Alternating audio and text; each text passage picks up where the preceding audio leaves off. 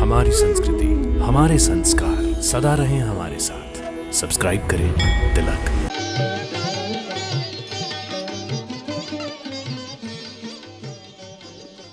भरत, लक्ष्मण और शत्रुघ्न को कलेवा क्यों नहीं? अब कैसी बात कहते हैं। 14 वर्ष तक देवर जी भाभी के हाथ से वन के कंदमूल खाकर उब नहीं गए होंगे। अब उर्मिल को भी कुछ खिलाने पिलाने का अवसर मिलना चाहिए।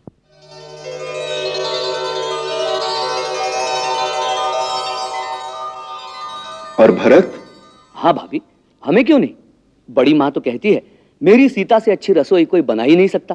फिर उस रस से हमें क्यों वंचित रखा जाता है? कुछ मांडवी का भी सोचा है। उस बेचारे ने भी 14 वर्ष एक तपस्या की है।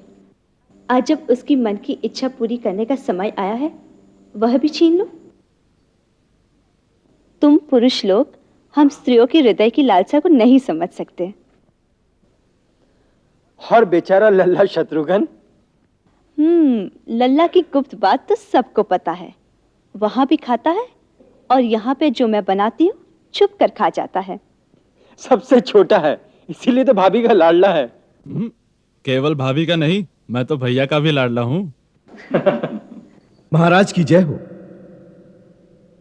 गुप्तचर विभाग के प्रमुख आर्यभद्र और आर्य सुमग्ध आपके दर्शनों की आज्ञा चाहते हैं। उन्हें मंत्रणा गृह में ले आओ, हम वहीं उनसे मिलेंगे।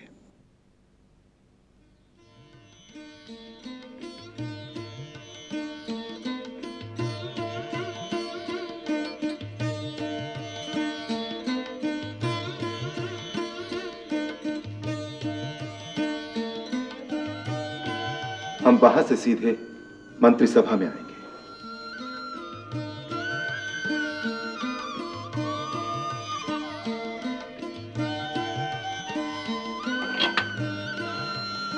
लल्ला, बचा हुआ क्यों?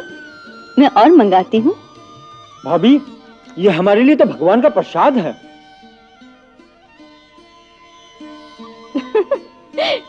देखो तो, सबको खाने की पड़ी है, इसीलिए महाराज के साथ कोई नहीं गया, है ना?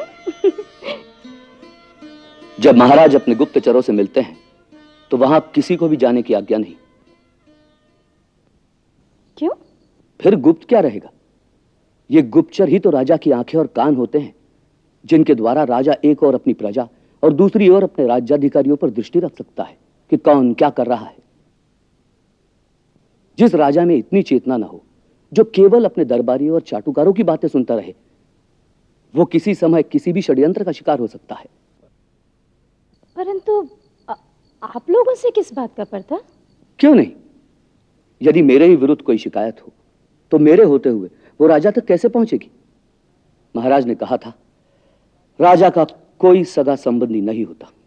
अच्छा, पत्नी भी नहीं? नहीं, कोई भी नहीं। पिताश्री कहा करते थे अपने गुप्तचरों की बात राजा को अपने हृदय में ही गुप्त रखनी चाहिए।